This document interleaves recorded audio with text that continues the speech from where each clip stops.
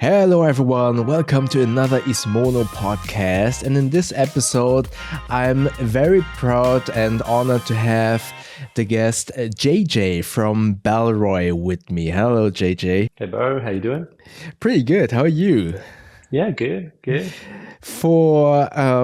I know some of you probably have already seen you in one of the Nomads Nation podcasts, but could you please do a quick little introduction about yourself and what you do? Cool. Yeah. Before Bellroy, I was never JJ. The JJ is definitely a name that is synonymous with my career at Bellroy. I've been with Bellroy, it's approaching 10 years now. And I came in as a product designer and then now I'm product director and basically live and breathe product design for Bellroy. I'd say my focus is really on bags, no surprises, but also like I cross over into tech products and any areas really where there's product design, I like to get involved. 10 years is a long time. What have you been doing before that, if I may ask? So before that, I was also a bag designer. I've been in soft goods since graduating university Mm. way back. Was that like 2003?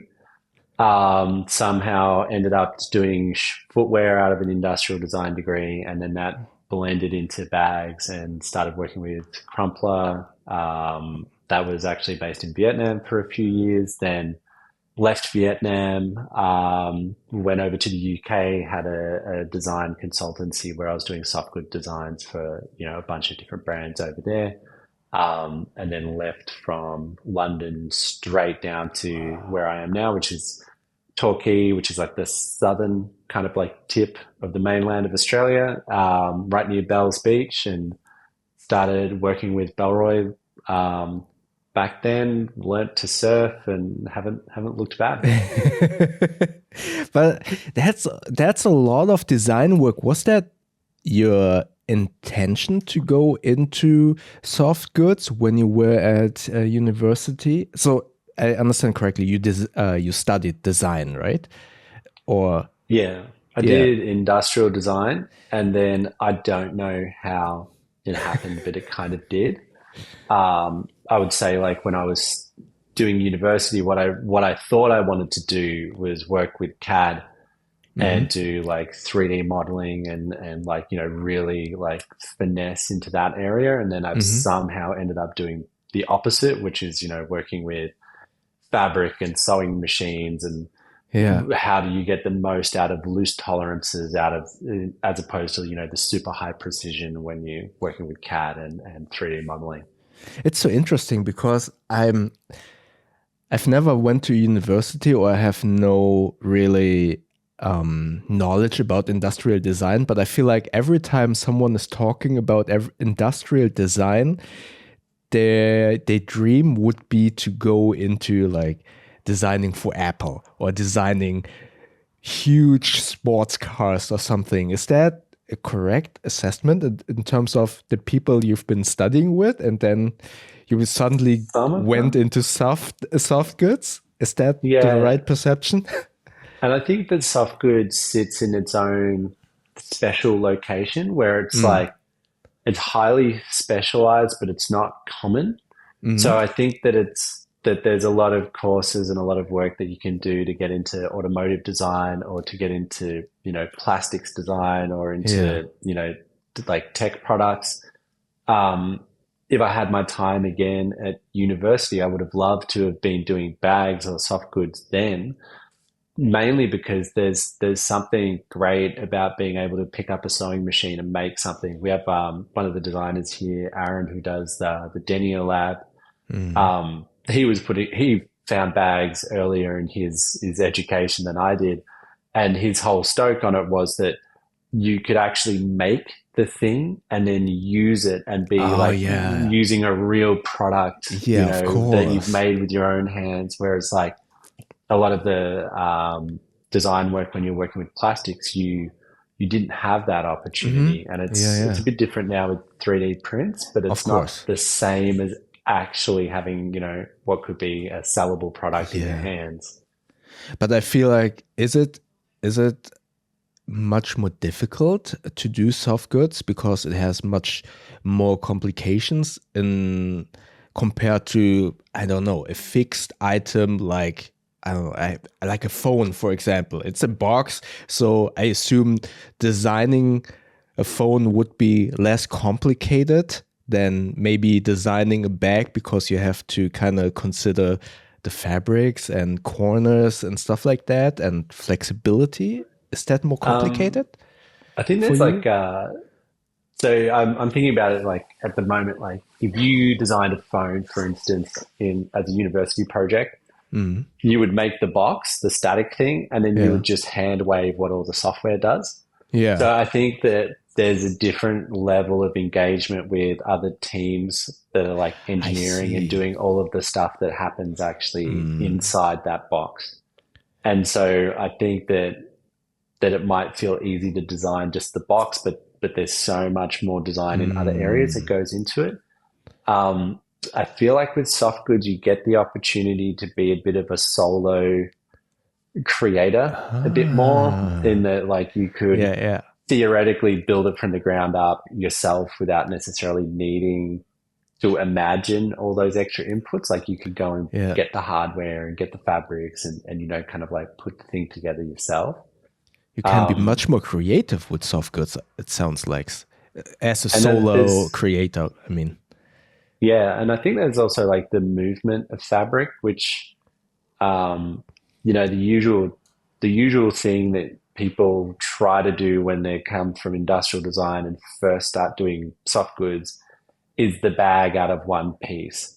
And it's like yeah. this trap of a project that you see someone who's coming into it, always people try it and it's like, we got this idea for a bag, it's a backpack, and it's all one big piece of fabric that we pull together and just with some stitch lines you've made a bag. And I think that the beauty of like doing soft goods well is that you start to use the different layerings and the different amounts of structure and stability that different fabrics can offer into different areas and let the product move and breathe and Mm, compress in certain zones and be structured in others. And it's like so that interplay of softness and movement that I think is when soft goods is really done well. Like when a bag is done really well, it will mm, automatically compress and expand and move to the contents that are inside it and always be optimal. It won't just be a static big brick. You mm. know that I think I'm definitely guilty of having done it in the past of like foaming out a bag where it is like always the same volume regardless of what you have on the inside. Whereas like where I find um, better joy in soft goods design now is the ability for something to just compress by itself Yeah. or to move or to be quite dynamic in the way even when you put the bag down, like how does it sit and what how does it like actually like drop onto the ground, like is it standing proud or is it something Interesting. that slumps and is a little bit more natural and just like lazing about in the corner. That sounds so interesting. It feels like what you're doing, or the skill and the craftsmanship of designing soft goods and bags, is heavily dependent on also your experience. I feel like if you design something very technical, like a phone, to go back to that example, if it Mm. sounds a little bit like, oh, yeah, okay, you can rely on everything that you learn from university, but what you're doing sounds like you need a lot of years of experience to kind of understand, okay, when I do this, the bag does this or the material does this. Is that a correct assumption? I mean, that you need a And I lot think of that experience? there's experience, but there's also you have the ability to collect the experience a lot easier. Data. Like yeah, so like if you're say like you're imagining like a phone is a great one, you're like, oh, it's going to have a glass front, and you're like, Yeah. great, go and prototype that. Yeah. You know, it's like Yeah. where do you even start when you decide that it's glass? Like you know, that's a really hard thing to do. But in this instance, like if you wanted to prototype a different shaped corner, you can get a pair of scissors and a sewing machine and go and try Yeah. that with one fabric and then realize it doesn't work so great in that fabric and then try a different construction in another fabric. You actually get like a a much quicker feedback loop, Yeah, and you're yeah, able to explore and actually build that experience a lot quicker. It's not a not like a straight linear path to yeah, experience. It's like there's a whole bunch of options that you can kind of like take to like yeah. add to your knowledge, and you can just kind of like mess around and kind of play with them. So interesting. And the way you talk about it, I feel like you have a lot of passion for it. Would you say that designing bags has become your passion? That's Uh, for a more than a job long, now? yeah, for a long time. Yeah. Um, like when, like prior to doing bags, I was doing footwear, and footwear was Mm. an interesting challenge. But you had a foot, and it's basically like you have a shape, and you're Yeah. wrapping things around that shape. And it's like you can be creative within that for sure. There's like a lot you can do, but there's a starting block. And Mm. then the transition from that to bags was really surprisingly difficult, because all of the sudden you were totally open. You can do whatever Yeah. you want. You don't have like fixed dimensions that you've got to try and hold of like the foot, and Exactly. then you're encasing it. It's like you're working, instead of like in wrapping a body, you're Yeah. working with like the negative of it. Like you've got to like put things over the shoulder, or say like it just has a single shoulder strap. It's like you're free to do Whatever. whatever you want, Yeah. like whatever size you want, whatever depth, whatever, like, like there's much less constraints Yeah. to it. And that lack of constraints is actually a bit crippling initially until you kind of like start on the path a bit more. And that path for me started when I started working with Crumpler, was actually over in Vietnam, and we had a sample room there, and you were just basically like working directly with like Vietnamese pattern makers and sewing workers and people from the factory who were like there and available, so that you could explore and prototype and build and make all of these So trials interesting. again and again and again, and kind of like learn that way. And it was really through that time over there that it became clear that it's like, oh, okay, like I'm really Yeah. having a lot of fun doing this, and I'm really enjoying like the craft of actually putting it together, and I'm really enjoying getting to know the people who are actually making the product, and like what is it actually to have a direct relationship and a friendship with the people who are effectively like building the things that you've designed, and Yeah. like what's their experience like actually putting the bag together and making all of those elements, and the decisions that Yeah. um, as a designer you normally have like very little contact with who's actually putting these parts together.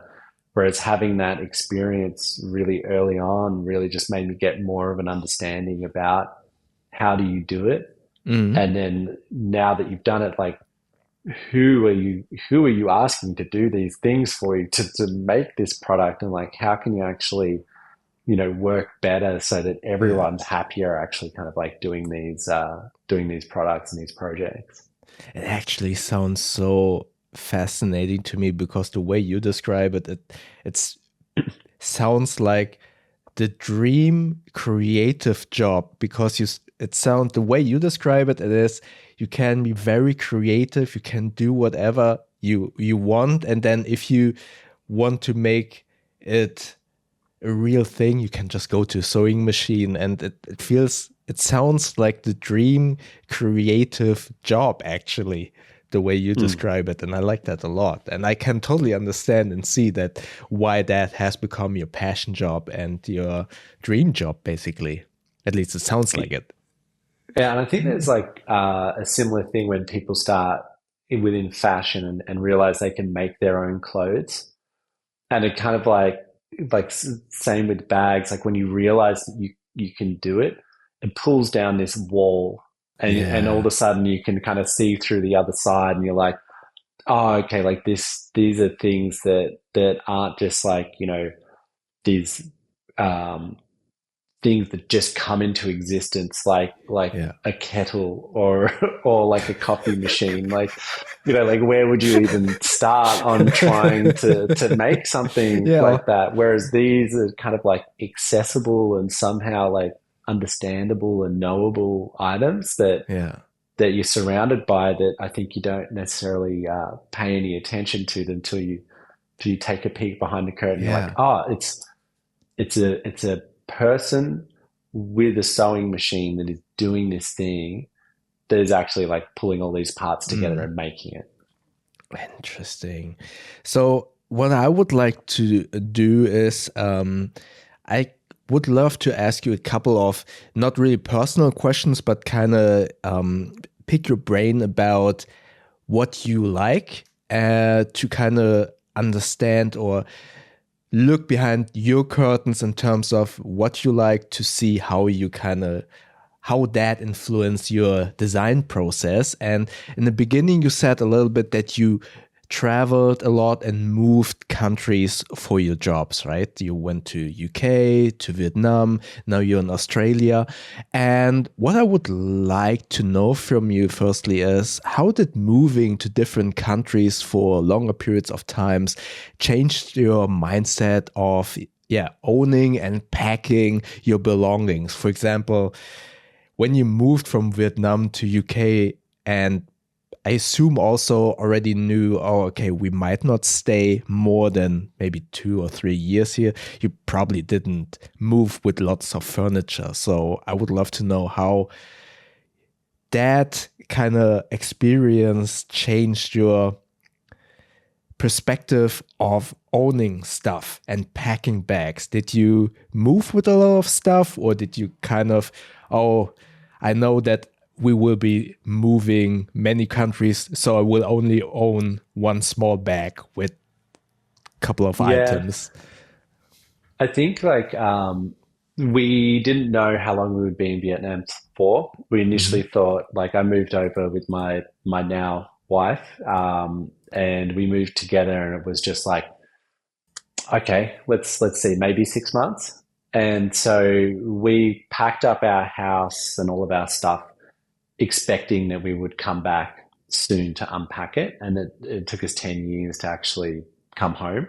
Oh, Um, and so initially we moved over to Vietnam just with like backpacks. It mm. was just literally like, two wheelie bags and two backpacks, and that was everything. And we're like, it's going to be warm. It'll be fine. Like, don't worry about it. Um, but I don't think that really influenced the learning about packing so much. Okay. But once we were in Vietnam, we traveled like north and south and through quite a few different areas, and did a lot of work based travel as well. Mm. It was more those trips where you actually learned different techniques of packing. How much Y- stuff do I you see. need? Hmm. Like you learned some painful lessons about when you didn't have the right amount of stuff or whatever it was. Backpacking through Asia as well. So, but after when we were getting ready to leave Vietnam, we did a few weeks of like backpacking through Cambodia, Laos, Thailand. Literally just with a backpack each, and it's like that was amazing for like really learning which bag was Mm. the bag that was better out of the two that we Yeah. had. And you it was night and day about like what access that was good felt like, and what where setting things out within a bag really really mattered. And that was actually at the time when I came up with the thought of inception packing, which I think was like my first carryology article, just on like how bags and bags and bags ends up being like the best way of actually arranging your gear, just to have access, protection, organization, and like Ah. the speed of unpacking and repacking. Yeah. Um, when it actually came to moving country from Vietnam to the UK, it was a very very funny experience because we tried to take as much as we physically could on that plane Oh, really? because we knew we were going from the tropics to the cold. So we were like, buying jackets in the markets in Vietnam, just like, oh my gosh, like we were landing in January into the UK. I feel you. We haven't been below 24 degrees Celsius for years. Like, it's like, how do we actually So you looked expect to like deal with it? the Michelin man, with all We of the had like clothes. jackets inside jackets inside jackets. So it's like you had this jacket that just had these floppy Yeah. arms that you're like carrying under your side. Like all the pockets were full of stuff, and yeah, it was amazing. We got so much through on that first flight over, and then once it actually came time to move to Yeah, back to just Australia, we had a 3-year-old, so it was like everything was boxed and shipped, and yeah, okay. much more. You've come of age, like you're in your 30s at that point, so What is different. it going to the, before I forget, to Vietnam? The time where you kind of were backpacking with your now wife was during that period. Did that spark an idea for a bag or a travel item? Because you probably traveled with a bag that you at that point of time haven't designed yourself. So I assume you probably saw a lot of flaws, but also a lot of positives on that bag. Did that kind of spark the idea for a specific bag that you designed back then?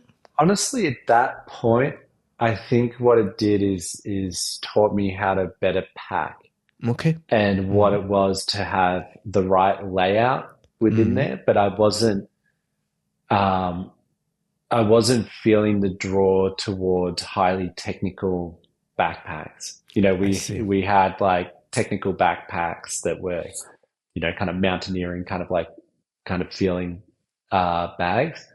That is not my aesthetic, and it's definitely not something that I feel drawn towards. But it did give me thoughts on how would you better lay out like an organization for like a work bag where you could Yeah. draw on some of those experiences and actually bring them in, or for a messenger and like bring that in, or photography Mm, bags, like how would I re-look at that idea of like actually accessing your gear once you've actually got that set up. yeah. um, and it was experience that I had similar things with developing for Crumpler, but I didn't necessarily. I hadn't understood the softness aspect, and that the bag's flexibility Yeah. at that stage was actually such a key ingredient in how usable and how much you could just jam an unexpected item into a zone, how much freedom that actually gives you. Yeah. It's Yeah. like that commitment of like, oh, I've got my jumper on now. It's like having to keep that on because you can't actually fit it in your bag. And like, what does that Yeah. actually Yeah. feel Yeah. like for the person using it? Speaking of packing, then, and also about different climates, I mean, you mentioned how you kind of layered everything up when you went from Vietnam to UK. Do you have any specific travel hacks for yourself when you travel for different climates?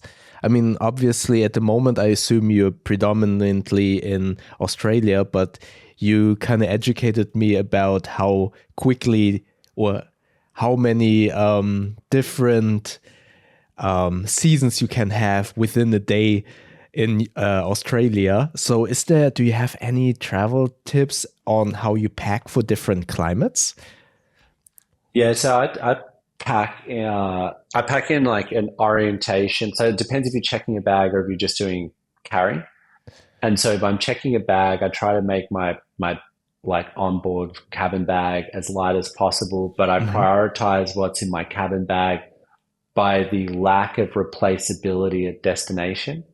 So this means Ah, that anything that is hard for me to replace once I actually arrive is immediately in the cabin bag, regardless of hmm. weight. So this will be, specific charging plugs, particularly if it's a work trip.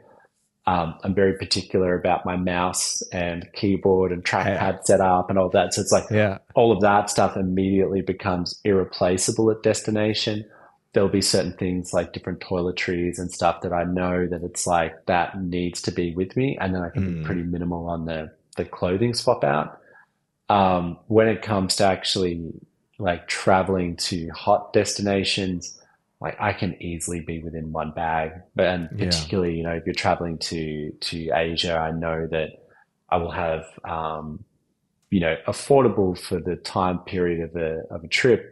You just get your clothes washed there, and you just take Mm, advantage of those kind of facilities and features, just to bring down like that total yeah. volume of carry. But don't you, how about for your return? I feel like traveling to warm country is always, in air quotes, easier because you can kind of anticipate that you don't need that much clothes, but you will need to go back to probably a colder climate at some point. Do you Yeah. kind of pack, do you wear all of the, let's say, thicker and bulkier items then on the plane, Yeah. or do you pack them inside? Wear them on the plane. Mm. And also, like, now I wear very much stretch pants with a built-in belt, Oh. which is Hmm. like another thing. Like, it's like that step of having the belt built into your pants is like, Yeah, yeah. it's fantastic. Definitely make sure that like whatever you're wearing on the plane is stretch. I wear a hoodie every time because I try to travel without a neck pillow, even when we do long hauls. Australia, like we're in the southern part of Australia, so like if Mm. we fly anywhere, it's far. So it's like the moment that you get over the country, I think it takes like 6 hours to get off Australia before you start getting to your destination. Ah, So that's like crazy. all those flights are long haul flights. But I will always use a hoodie, Hmm. so like a zip up hoodie. And then the way that I do a neck pillow is like, how they give you the blanket? Yeah. You like roll that blanket up and then actually use that around so that you can make yourself a Interesting. brace, and then you hold it in with the hood. Oh, that's a And cool and that ends up idea. being like the ability to like be in your like private zone. You've got your neck pillow with you. You can actually bolster it and change it in different ways. And like Yeah. particularly like once you really like fold that thing tight, like you can Ah, get like that's quite a bit such of a good stability. idea. Because But that that's just such a good idea. Because I was considering for my upcoming flight to Thailand to buy a neck pillow, but every time I travel with a neck pillow, that thing is so bulky and so huge, you don't know where to put it. So yeah. I was really going back and forth if I should buy one, but that is an amazing idea. I just knew Yeah, that then. that's because that gets me like I don't sleep very well on Mm, planes, but that gets me enough to kind of be comfortable and yeah. relax and not end up with like a sore Yeah. neck at the end of it. My issue is when I fall asleep in the plane, I always sleep like You this. don't- And yeah, yeah, and oh, my yeah. neck is always hurting in the back. So I probably would need to kind of prop it up down here so I don't kind of overstrain the back of my neck too much.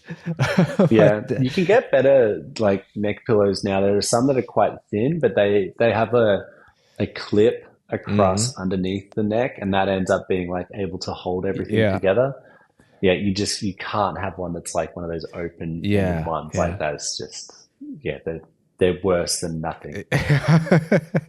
So you just previously mentioned a little bit about your how you packed your not replaceable items in your carry-on bag and you have a check-in bag, but how do you pack in general? What's your preferred style of packing then? Do you rather travel carry on only, or do you always, I mean, obviously now that you have a kid it's different, but before you had a kid, did you check in bags or did So you? carry on only is my Yeah.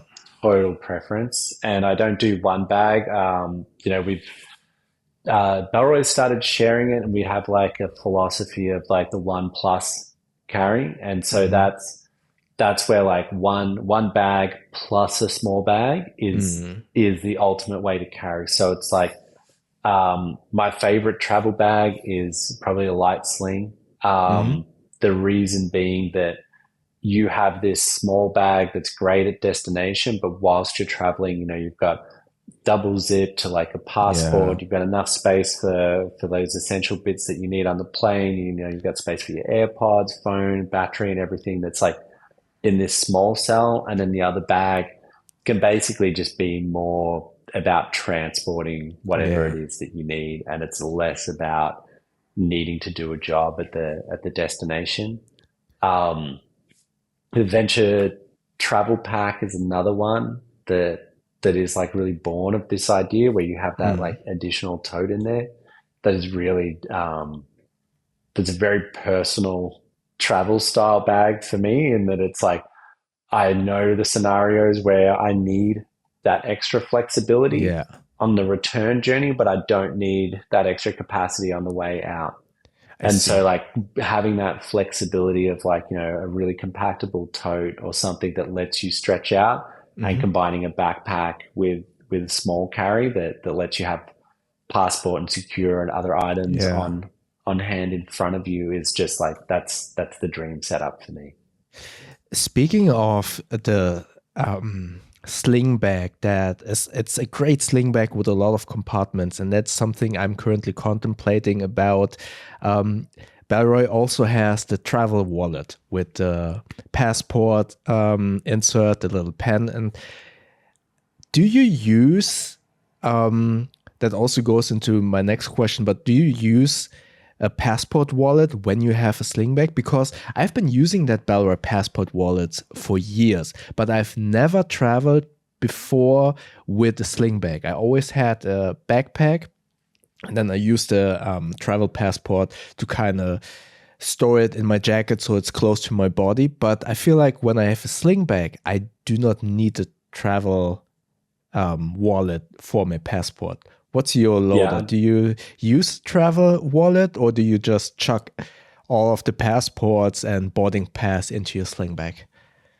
yeah. So like when I travel with the family, there's four passports, and Oh I'm the yeah, dad, so I get given all of them. So I'd never put a passport wallet because yeah, too it's much. just too difficult. I tend to not use a passport wallet. Hmm. Like most of the time when I travel, the carry setup I'll have will be a small zip wallet. Hmm. This will have cards and currency inside it, and then we have the I forgot what we call it, like passport sleeve. It's like a quite Yeah. old Bellroy product that we don't make anymore. There was just basically like a leather slip for the passport. I've got Mm. one of those that has just been Yeah. I've been using for years and years, and that's just like a leather sleeve for just your passport. Yeah. But that is pretty much for storage. When I'm actually like going and traveling through, I just put it in my bag. I'm Yeah. Yeah. um pretty casual with my passport and pretty casual with my boarding passes and Yeah. everything, and just fold everything and just stick it in the passport and stick that inside the dedicated pocket in the bag. What do you Um, what do you use or what do you do with your passport when you arrive at your destination? Are you the kind of person who always keeps a passport with you wherever you go, or do you leave your passport in your hotel? leave the passport in the hotel. Oh. I have very little reason to think that there's much value in my passport. Mm. There's a lot of value to me if it gets lost, Yeah. but I don't actually think there's a lot of value to someone else. It's like I'm not worried about the cleaners taking passports or Yeah. anything Yeah. Yeah. like that. Like I don't think the hotel is like the area of low security. Yeah. So I will just like just put it in my clothes in my bag, like Yeah. not like just sitting on the bench, but also not particularly concerned. Yeah. But if I'm heading out, like I definitely don't want to have my passport with me all the Yeah. time. Like it's Yeah. more What? vulnerable out there than it I, is at the yeah. True. hotel. Especially if you get like pickpockets and people probably just grab whatever might be in your pocket and don't really Yeah. check. So yeah, I can see how that is a better idea. And going back to packing, are you the person who likes to use packing cubes, or do you just chuck everything into your carry-on bag? Always packing cubes. Always. Yeah. Yeah. Yeah. No, it Is has it? to be packing cubes. And I always bring a spare packing cube. Um, so that when coming back, I Mm. can then separate clean from dirty, and Yeah. like just basically like packing cubes are just like an essential. I've also always been a packing cube advocate or promoter of packing cubes, but lately I was kind of thinking in terms of how, how airlines have been kind of doubling down on restrictions for their carry-on Mm. bags. I was wondering, and I would love to hear your thoughts about that. I know that packing cubes aren't really heavy, right? But still they are a little bit bulky. And if we kind of nitpick, the size of a packing cube could be about the size of maybe one more rolled up t-shirt or whatever. So I was kind of wondering if the benefits of a packing cubes actually outweigh the, no pun intended, the weight addition or the bulkiness addition of packing inside the one bag that you're traveling with. What are your thoughts on that? So you get like a bag, a cabin Mm. bag, and you also get a bag that goes under the seat in front. Yeah. And so when you've got that bag that goes underneath the seat in front, that's actually where you can discreetly put extra weight in. So Ah, that tends to be what I'll end up using as the way of like sneaking more weight and more volume in. So interesting. that Yeah. bag that goes underneath the front, like that can be your packing cube. Like you can True. take it out of your bag and actually have put your laptop in it if it's large enough, or some heavy stuff in Ah, there, and then you've got, hey, that's my like little pouch that goes underneath. That's my like under the seat bag, and then interesting. you can have the other one. So I think there's like Sneaky. there's ways around it. Yeah. I at the moment travel is returning a bit, but typically it was 4 to 5 work trips a year plus personal trips each year. Mhm. And then when we were over in Europe, there was a lot of flying, like Ryanair and Yeah. other low cost airlines that have very aggressive Yeah. um, packing requirements. And so, yeah, there's ways around. There's like Mm. little techniques, good pockets, and other stuff as well if you're really, stuck up against it. Yeah, I feel like currently everyone is, because there is a huge rise of people traveling with just one bag. To me, Mm. as far as I perceive it, airlines are really making everything much more restricted. And it's so funny to me that a lot of bag brands are now making this rolling luggage. And then you see at the weight, and then the weight of that rolling luggage, and then you notice, oh, that almost hits Yeah, the weight limit of that specific airline. And yeah, for example, I will travel with Qatar Airline, and they seem to be very strict on what you are allowed on the plane. And yeah, it's funny to me how airlines now want to counteract this one bag traveling, and seems to be getting much more difficult. yeah. Well, I don't know. Like maybe you could go that like, well, they get more money when you pay to put a bag under or something. If there's like a financial incentive for them. Mm, Um, I think it's also more of a European, Australian, Asian uh, airline issue. yeah, In the States, I don't think that they're really having to deal with weight in the same yeah, way that we kind of have to deal with weight, and the same with volume. Like the bags in the States, they can be a lot larger yeah, for carrying onto the yeah. plane. That's what I But a noticed. 3.5 kilo bag, when you have 7 kilos of weight allocation, it's very hard when you've got Yeah, that starting point. It's like yeah, there's exactly. really not much. You're like puffer jackets, and then Yeah, you can fill it up. Like there is tricks. There is a challenge to using that. yeah. Um, we have a light travel pack coming out in a couple of weeks to months soon. Yeah. Um, this bag is like less than a kilo, and that was like, that is our response to hearing so many stories of people having to, Yeah, exactly. figure out how to trim down their bag, or having their bag have to go onto the plane and then getting charged like 40 euros for the privilege. Yeah, that's ridiculous, Um, right? How much they yeah, it's charge like, for how can that. we just minimize how much the bag actually takes? Yeah. Um, yeah, I think it's like it's tricky to get around that stuff, but it's also like you get to sit in the lounge chair and fly through the sky. So it's like, Mm. there's like some accommodations I'm willing to make as well. Yeah, of course. So going from traveling to your daily, I already heard in your previous answer that you kind of like me, you always have your specific mouth, your keyboard, your trackpad. I would love to know what you pack on a daily basis for work. What's in your bag for work? First up, you went with the Logitech. I've gone for Yeah. Steel Series. Yeah, Oh, really? yeah. Oh, It's wow. like the gaming mice. I Yeah, I'm find better. surprised that you have a gaming mouse. Yeah, I don't game, but it's like when it comes down to mouse precision, like And gamers are just like so dialed. oh, you don't use a tablet for designing, No, like a stylus? no, Oh, no. really? Okay, that makes sense then. Mouse, trackpad, keyboard, Hmm. and it's like that kind of setup. Yeah. I pack up most of the stuff and go back home and to the office with a bit of a setup, but not Hmm. really a lot. So it's like a 16-inch MacBook Pro there, Yeah. relatively heavy, relatively large. My general day is a cycle commute.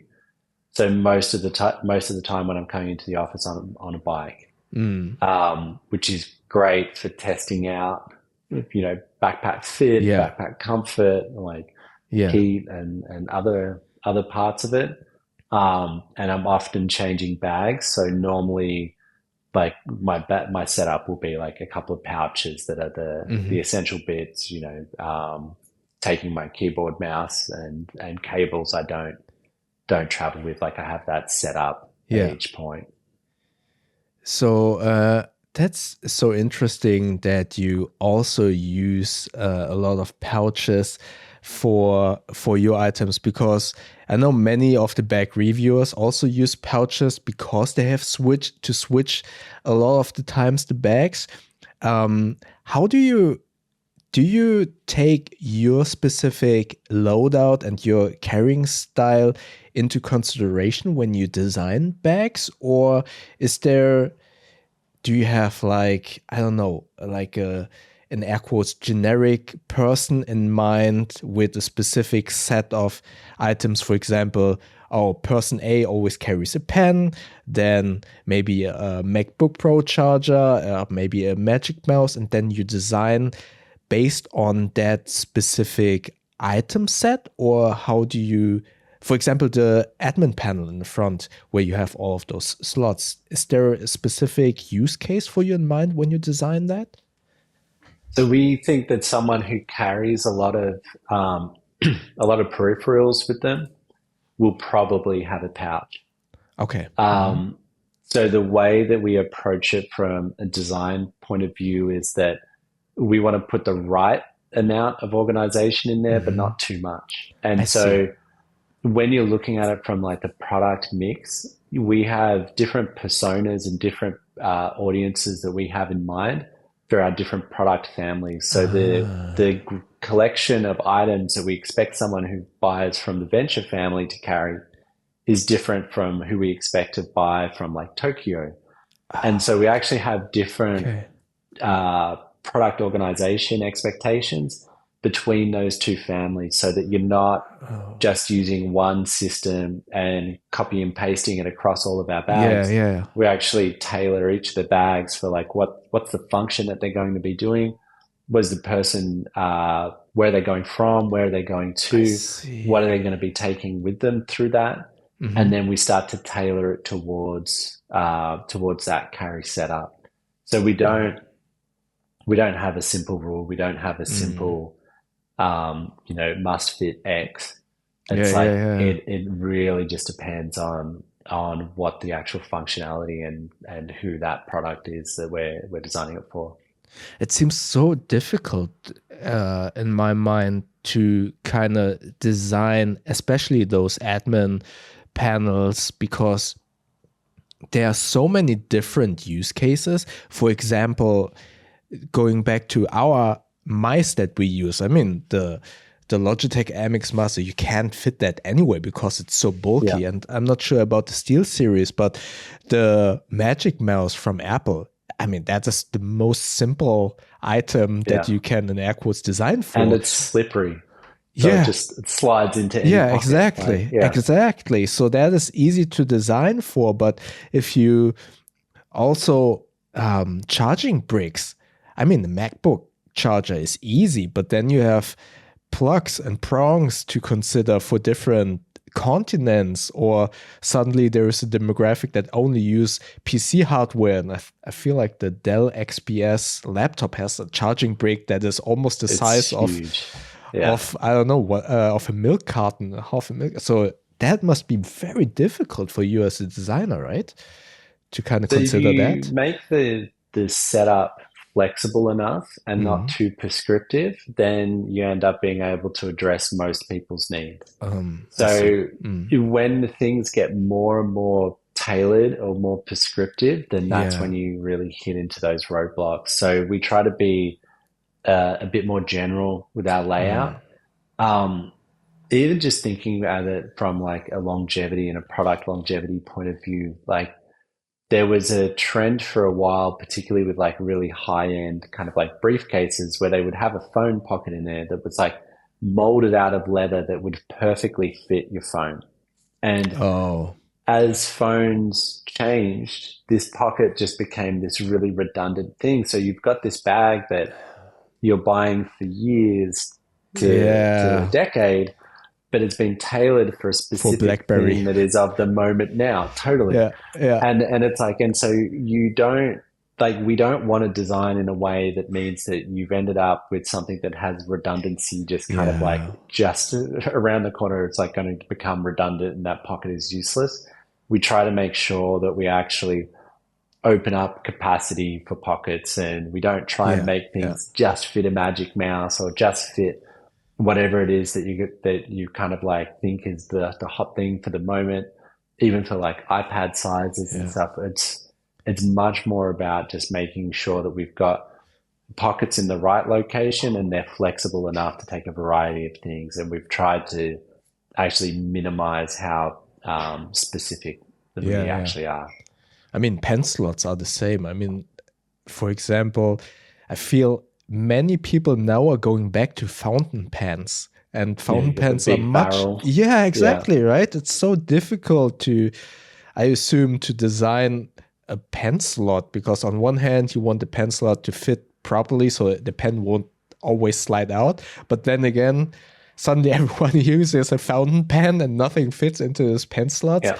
So, So there's an easy trick with that. So you made the pen slot like loose enough for a fountain pen, but then you put it in a pocket where the top is lower than the length.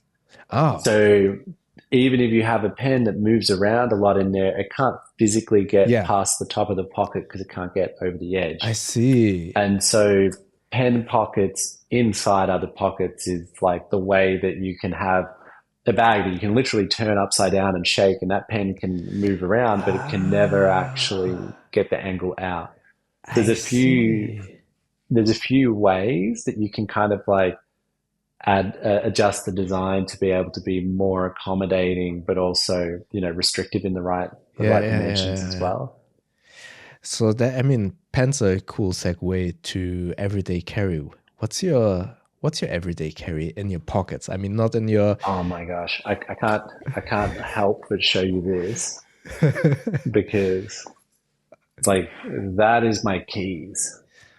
So Wow, that's minimalistic. You that is only. a zip puller that is basically like a loop around, and Yeah, then I've trimmed down to three keys that I need. Like car key carry yeah, separate. But the advantage of this is because like I'm often going into the water and surfing, and and doing other stuff is that Oh I can yeah. actually just push this into the earth, and Yeah. then you end up with like just a little black loop Yeah. up, and like I'll know where it is, and I can just go up and pick the keys up from other spots. And other than that, it's phone. I've got a phone case on there that will be coming out in September, so I can't show you it. But a You're an phone iPhone is user probably, right?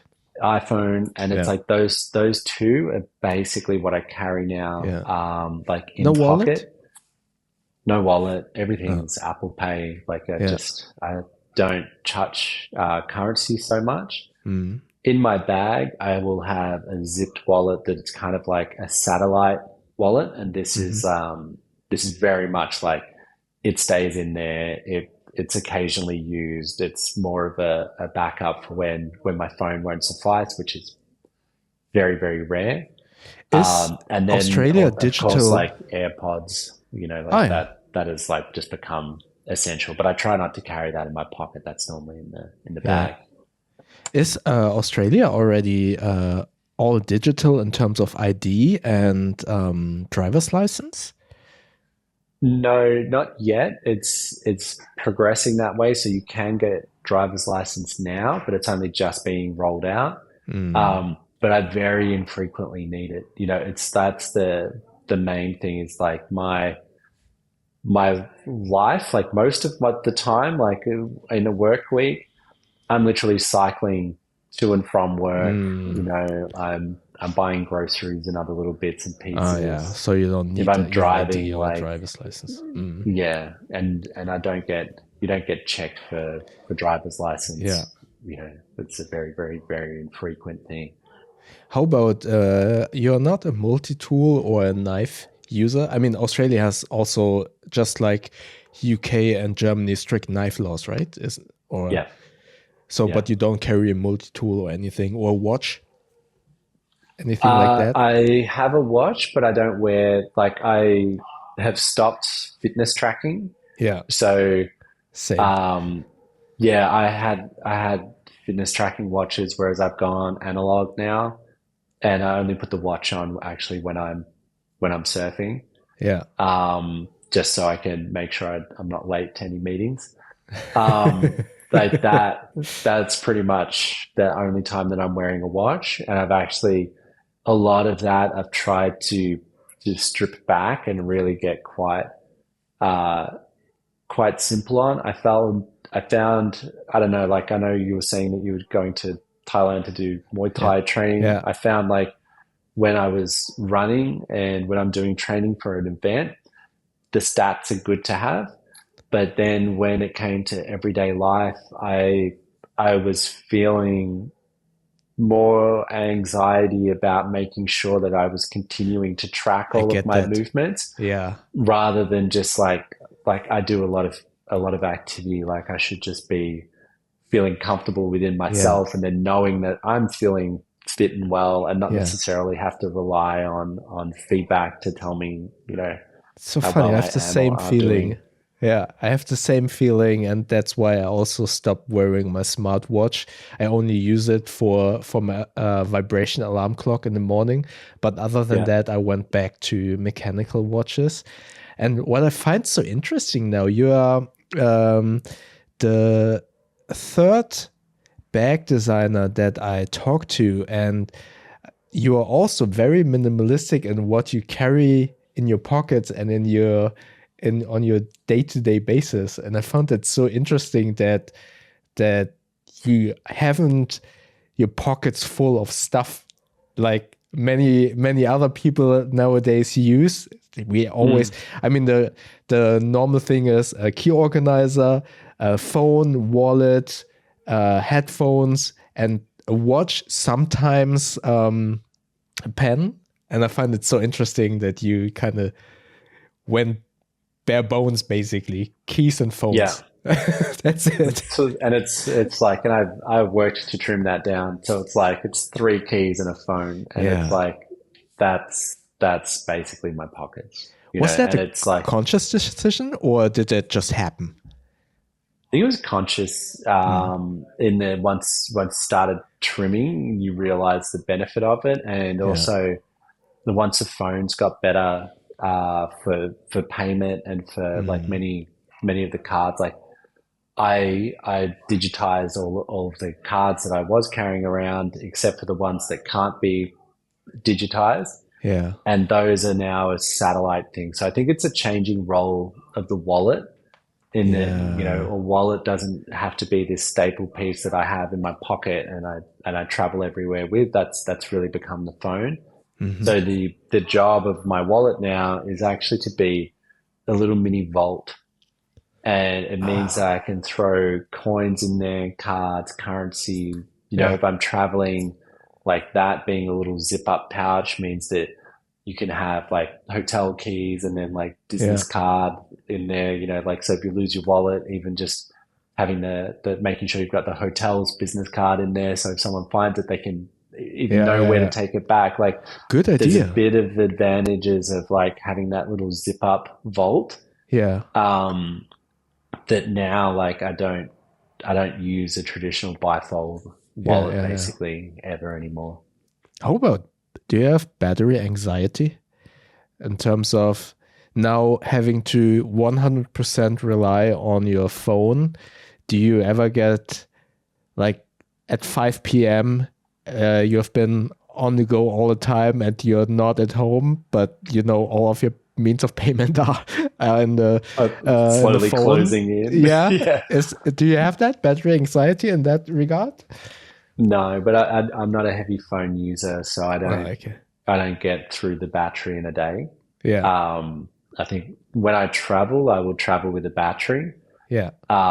But one of the best batteries that you have if you're traveling, like, you know, if it's a work trip and you have your MacBook, like that is the biggest battery you've got. And you just plug it in your MacBook to your phone and it Oh, I just didn't know charges that. straight away. And like that Oh. is, that's generally how I travel now. So I know if I've got my computer battery full and then I have a cable that can plug my AirPods or my phone Mm. into to the computer, it's like, you know, you've got, what is it, like 6 or 7 phone chargers in a MacBook Yeah. 16-inch, I and didn't know however many that. charges of an AirPods, it would be a huge number. So it's Interesting. like that is the biggest battery that you're actually carrying around with you all of the time. That I think, like, you know, most of the time you're not even really Yeah, yeah, yeah. factoring in that as like as a charging point. I have a very old MacBook Pro. I wonder if my MacBook allows charging other devices. I feel it doesn't do that, but maybe that's a new feature of the new MacBooks. That's so I think it's a cool. newer one. Yeah, yeah, Yeah, I think once you got off Intel, you could do yeah, it, yeah. but like, yeah, Yeah, mine is still Intel based. So, but knowing that, that's a really good idea. I've never heard anyone mentioning this charging capabilities of a MacBook Pro. That definitely totally it's great for eliminates power travel. banks. Yeah. So it's like on work trips I used to take. I used to have you know, a battery pack and stuff, and I was really Exactly. quite into them for a while because I Yeah. knew which ones I liked, which ones had Yeah. the higher transfer speeds, and all of this stuff. And then uh, you know, technology just kind of kept getting better, and the computers got better, and then all of a sudden you're like, oh, okay, cool. Like I Yeah. have to carry the laptop in my cabin bag, which means by default I have like the biggest capacity Yeah. battery like on hand all the time. Oh, that's so cool. JJ, I learned so much today. I feel like your experience in traveling has gained you so many small tips and tricks. For example, this charging thing, then Yeah. using the pack, taking out the packing cube to kind of reduce the weight of your carry-on luggage. Those are so cool. Or the pillow thing, making it out of the blanket of the. There are so many cool tips and tricks. Thank you so much. I learned a lot, actually. That was Just make cool. sure you get a blanket when you fly. If you go budget airlines, they don't give you the blanket, so That's you true. just gotta, That's true. you gotta That's true. before you like set that up. Just check your airline. But also make Yeah, sure you get a fresh blanket and not yeah. Well, they come in the little use. pack. It's Yeah, like, that's true. yeah, yeah. All right. Thank you so much for taking the time to talk to me. Where can people find you if they would like to learn a little bit more about you? I've got a relatively quiet profile, so Uh-huh. you'll see me lurking around on Facebook's Carryology classifieds and Instagram, and not Instagram, sorry, Reddit. And I tend to post, and I will identify, the accounts that are coming through Yeah, that are from me.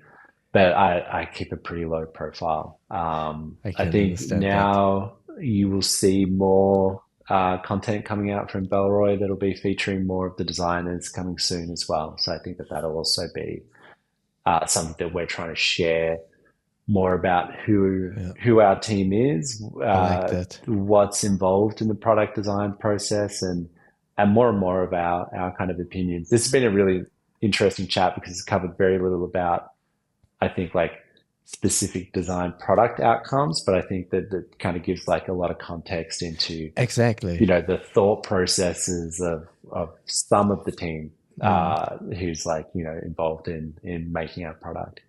And I really appreciate and I'm thankful that we have this conversation because it now somewhat puts a face to some of the back designs and onto Bellroy and just understanding how you have been packing and where your designs might have been influenced from. And I really like that actually. And I kind of understand now why some things are made in a specific way. And more importantly, I think people will much more appreciate some of the designs just knowing what entails in making these and how much you went through to kind of learn about these things. So I really, I want to thank you a lot for taking the time to talk to me about all of this stuff and getting a little bit uh, peek behind the curtain. Yeah, anytime. Yeah, I think that actually revisiting this is like, I think I might have shared it on the podcast that we did with Aaron. Um, that like travel is one of those peak carry experiences, Yeah, and it's like most people won't talk to you about how do you pack your bag or like what are you doing, but the moment that you say like you're traveling somewhere, all of a sudden like your grandma has tips on how yeah, you should pack your bag, and like exactly. everyone becomes a carryologist for that experience. And there's so much like from a lot of travel that actually like comes in and just kind of like Yeah, populates your carry opinions, and like yeah, how do you as someone who wants to optimize how you actually move through the world start to shape the things that you carry and start to yeah, tweak those moments to just be more, I think, efficient and more, I don't know, like calmly capable doing yeah, these things. Because if you know how well your systems work on an everyday basis, like say, like you have a really good bag is also going to be a really good travel bag. mm, And there's a lot to actually be gained from actually just being familiar with the bag that you're taking with you yes, on the trip. yeah, And so it's like, I think there's so much about that travel experience that just brings out the carryologist in yeah. everyone. And that's the beauty of it. I mean, I feel bags underline the fact that we are all individuals and everyone is different. And it shows by the way we pack and by the things that we need for traveling. And I Mm. think that's the beauty of bags in general and why I think, why I believe your job is so interesting because you can kind of always make something new and kind of rethink the design of a bag just because maybe you want to cater a little bit to that use case or to that person. And then on the other hand, like you mentioned, the Venture series is this and the Tokyo series is this. And that's so interesting. And I find that so fascinating for me and why I love bags in general. All Agreed. right.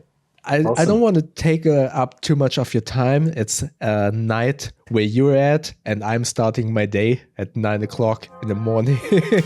Yeah. And thanks again for your time. And I hope everyone liked this little podcast and enjoyed it. And we all see you in the next episode. Thank you very much.